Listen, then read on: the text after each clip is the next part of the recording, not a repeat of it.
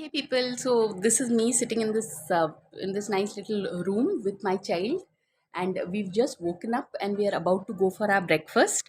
And really, people, this place called the Retreat, which faces the sea in Pondicherry, is like one of the most. It's an ashram guest house, really.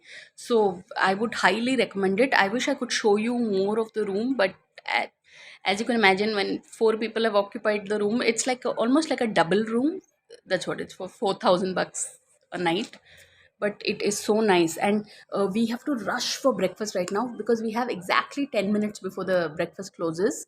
So that's what 40-second video. Ayush, you'd like to say something? How has been your Pondicherry trip so far? It's been good. Which has been your most favorite thing of the trip? Uh, Beach. Beach, yes. Yesterday we were at this place called the Rock Beach. So Anviku is also woken up, and I won't trouble her, and we'll rush to have our breakfast. So let's see if I can do a recording there. So on that note, thanks for watching and please subscribe.